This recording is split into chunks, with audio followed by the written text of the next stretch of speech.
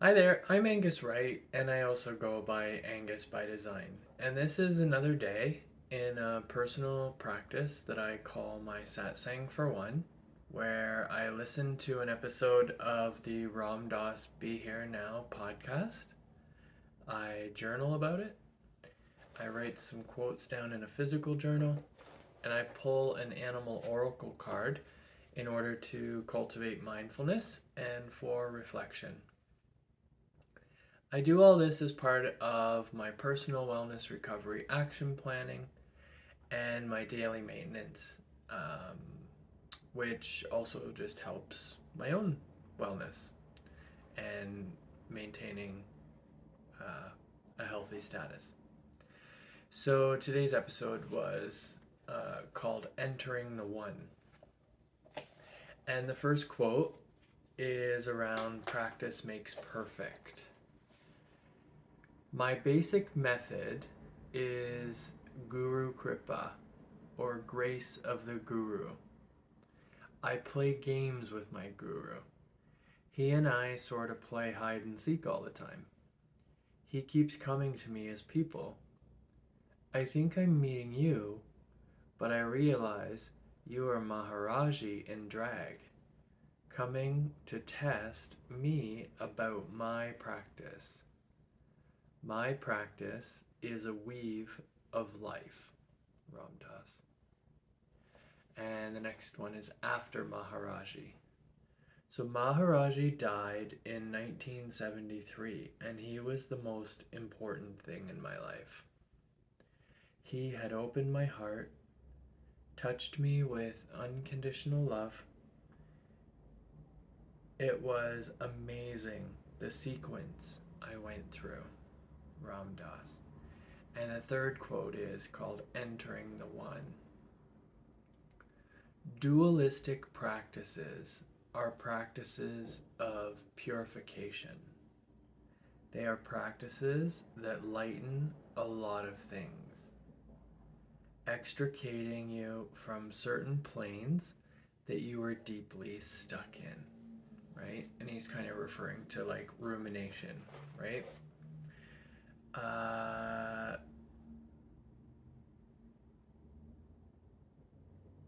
yeah. So I'm going to put that energy into these cards, right?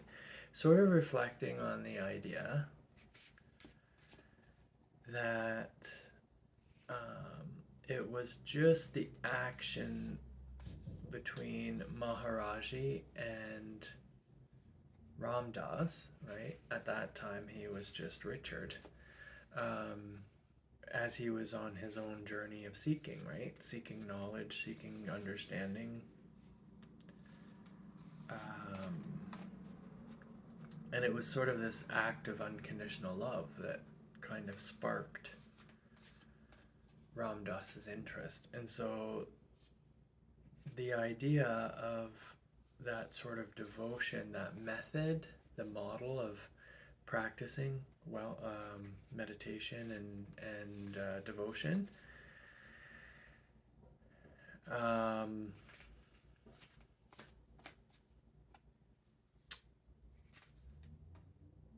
it's sort of so just in terms of like Maharaji, he was a devotee of Hanuman, and the story of Hanuman, he's a monkey god who absolutely loved and worshipped and was devoted to Rama, who was God, right?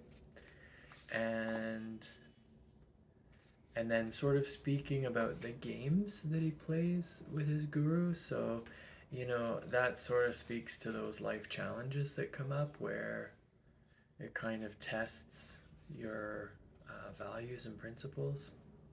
He spoke in the lecture about going to the grocery store and then the person in the line ahead of him writing a check and then writing down the info of the check in the other part of the book and all those frustrations. And he sort of talked about like, oh, that's Maharaji coming to visit. And then just the last quote there around entering the one. and that sort of dualistic practice of being pure, and not getting stuck in the the the I call it the meat and potatoes, like the everyday stuff that keeps us stuck, right? So it's all about cultivating that practice so that you can stay present, stay aware, so that your brain isn't traveling into the history, right? And that it, which could cause some ruminating and depression and bad memories, or that your brain's not traveling too far in the future trying to predict it, where anxiety and fear lie, right? So let's see what all of that brings. Okay, here we go. Oh, and it's the fox spirit coming to visit again. And I've had this one recently. So let's see what it says in relation to this conversation, right?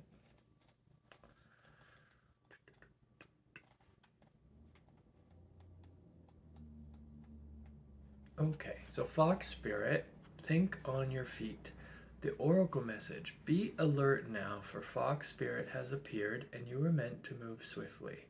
Let this clever spirit draw out your creativity as you adjust to the rapidly changing circumstances with resilience, grace, and astuteness.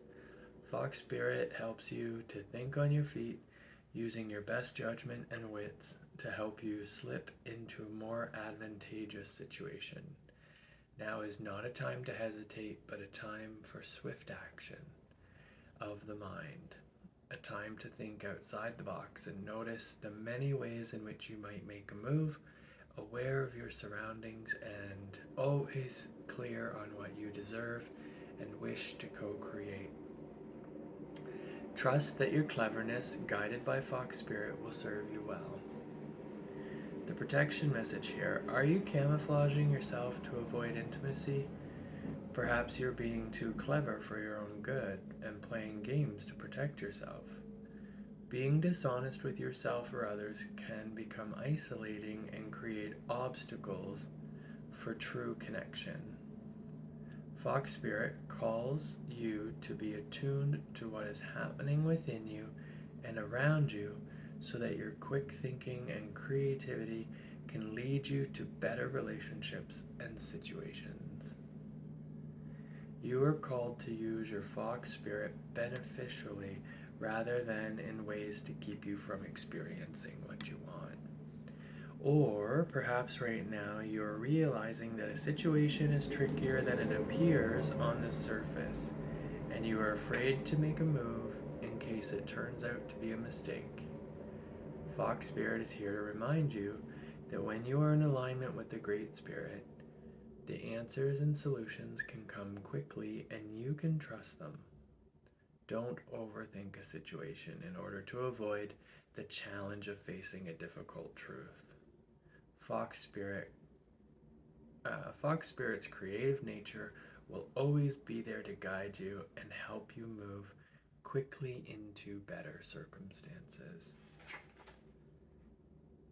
Yeah. I love this card, and I love this as it relates to this, right? Because I feel like essentially what it's speaking to is that self-talk, right? The things we say to ourselves that prevent us from taking actions, and especially as it ties into, like for me, I would tie it into like social media and the news and stuff like that. Like, I can recall many days where I would just look at my phone or look at the internet and see like just messages of doom and gloom, and it would shut me down for the whole day, the whole month, the whole week, right? So basically, this is like I'm reading this message as, you know, have more faith, just take more chances. Um, don't play games with your brain and tell yourself things that are just going to hold you back, right? And it ties in a little bit with the message behind the dolphin spirit the other day, where the dolphin says this and that are true. So while things are happening, while things do seem gloomy and doomy and all that stuff, while we have experienced, limitations and isolations and all of that stuff, what's also true is that the world is resilient. Nature moves on.